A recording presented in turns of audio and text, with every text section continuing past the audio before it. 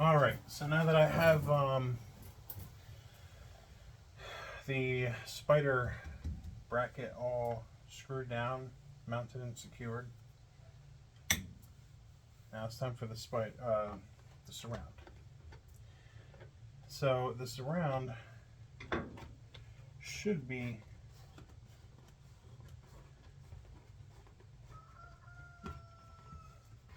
relatively easy to do.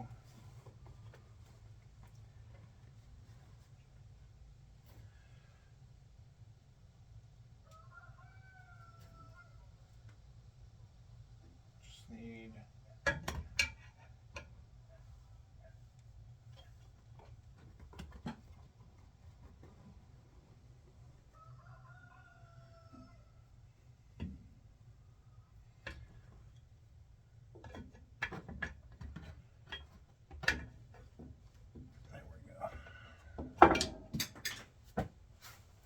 You know, it's amazing. Like, I could sit here and do all this stuff without a video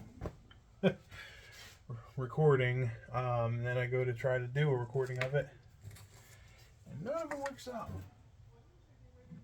Anyway, just do it the old-fashioned way, I guess.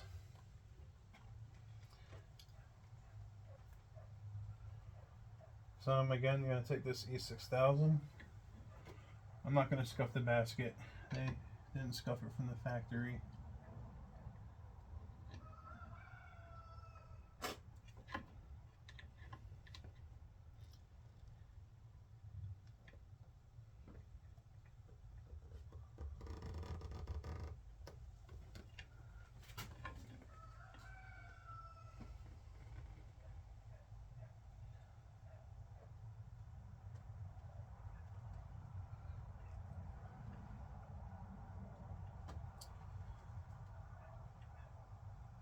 Now I'm doing a bead going around my screw holes on the frame.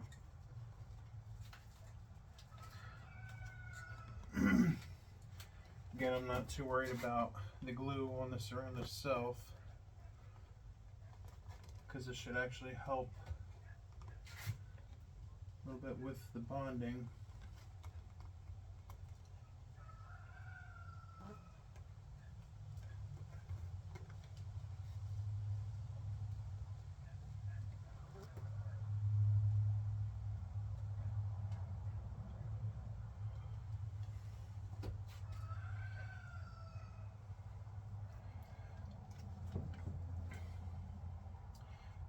I'm going to go around,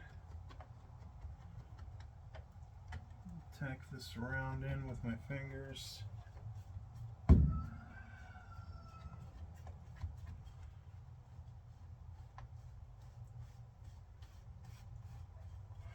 Meanwhile, notice it's still shimmed.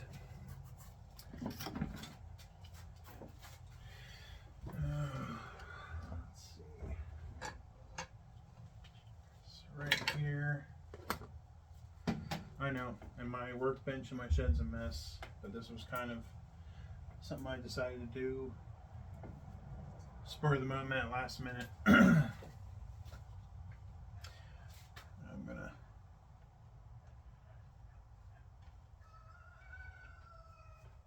take my gasket here.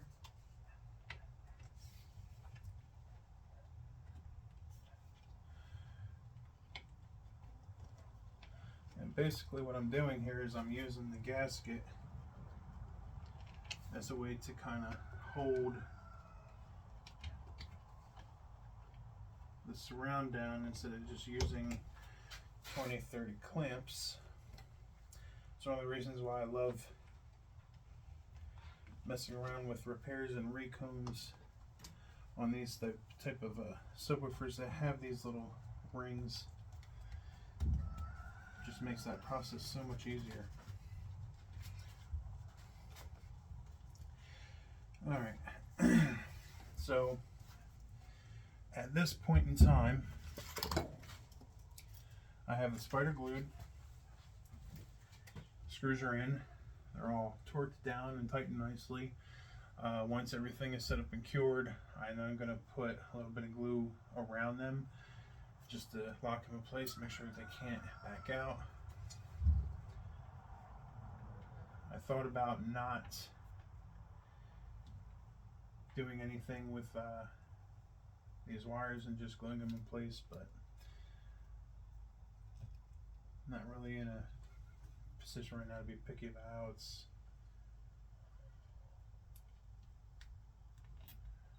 all set up.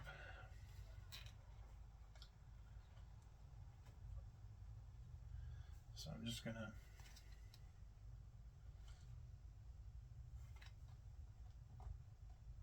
zip tie everything down the way it was. 3 zip ties per side.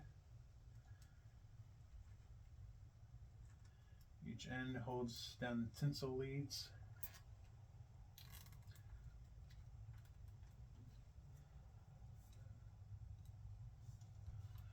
And the middle one just holds the wires together so that they don't pull off or through.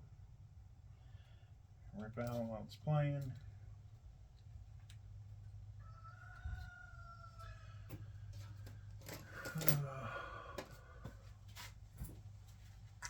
So I use my knife.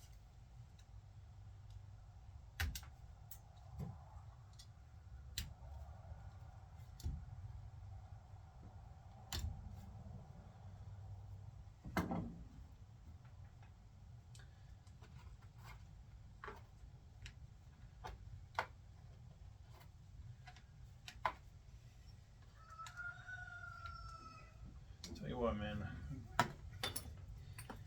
Like, I get maybe that it looks cool and everything,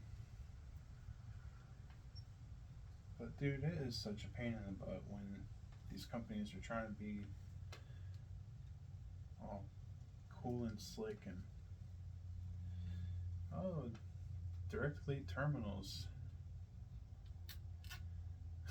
Like, you know how much harder you just made the whole wiring setup for my vehicle? Because now I have to crimp additional wires to the end of these and then crimp the other end of the wires for the terminal, or you know, whatever it is that your setup might be. It seems a little ridiculous to me. Seems a wee bit ridiculous.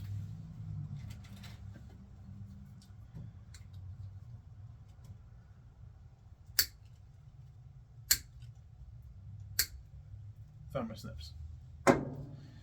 So at this point, we don't really do anything else with the sub until the glue is fully set and cured. I could technically take this to my car right now, hook it up, pull the shims out, make sure everything works. I know it will, because I've fixed this same issue 10-15 times in the past 5 years. And each time I've been able to do it without having to buy additional parts. All I need is just some epoxy of some sort, and I can usually salvage the entire speaker, take it apart, fix the issue with the coil with the glue, put it all back together, and it's like it never happened. But I'm going to give this time to set up. I'm going to put it out in the sun so it can set up a little faster. After that's all done setting up in the sun, I'm going to give it probably, I don't know if I'll get back to this video today. Could be tomorrow, could be later in the day. I got a couple other things going on today I got to take care of. I can't just spend my whole day doing electronics like I would like to. Once it's fully set up and cured, I will then remove my shims from my coil. I will glue this into place. I might use an accelerator spray for that, just so that this can hurry up, set up, and I can put on my outer dust cap. But this skewers, pull the shims out. I will glue this, then I will glue this over top onto the cone. This glues to the coil. This glues to the cone. And then I have 2 sub boxes in my car right now. One has a JL Audio, one has a Pioneer. Have them hooked up right now for testing purposes on that Soundstream amplifier. I'm going to probably take this out of the JL Audio box because that one is a little bit bigger. Make sure it sounds good, it's playing good and everything, and then this sub will probably be going up online for sale. And that's pretty much what I do. Any of the other videos you've watched me with the head units, the subwoofer, even as far as amplifiers go, I have this old school Soundstream. This is a D200 dual mono 100 watt power amplifier. Some of you old school guys might recognize this setup.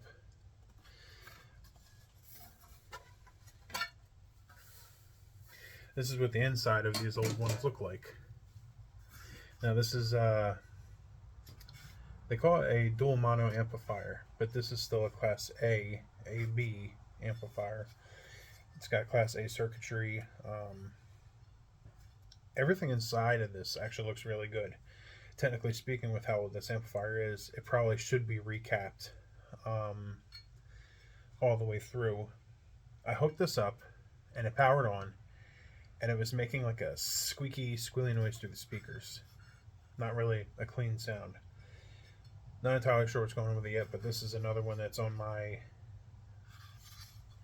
repair list to get up and running and selling, because this thing on eBay is still going for a pretty penny to collectors. So I do have more videos coming up. Keep posted. I'm not sure if this entire series that I did on this massive subwoofer is going to be I don't know yet if it's going to be all put together into one video, or if I'm just going to do it in a bunch of separate videos. I don't know yet. It all depends on how much time I have and what's going on, and if I can figure out the whole video editing portion of what it is that I do.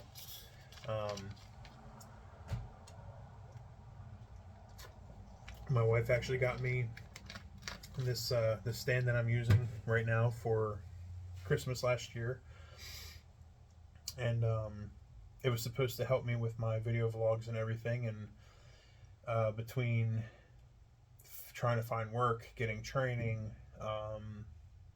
moving, a bunch of different other stuff that happened, I'm finally getting around to using the thing. It has a built-in light behind it, but right now I don't have power in my shed, so I don't have the USB to do the light. Anywho, so there you have it.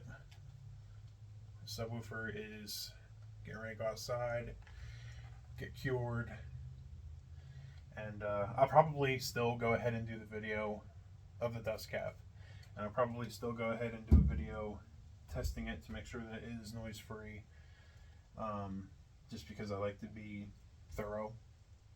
And again, you know, the people who like to do their battles online behind their keyboards and complain that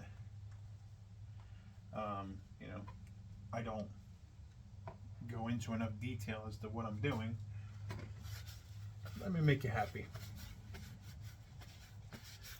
Wouldn't want to kill any keys on the keyboard.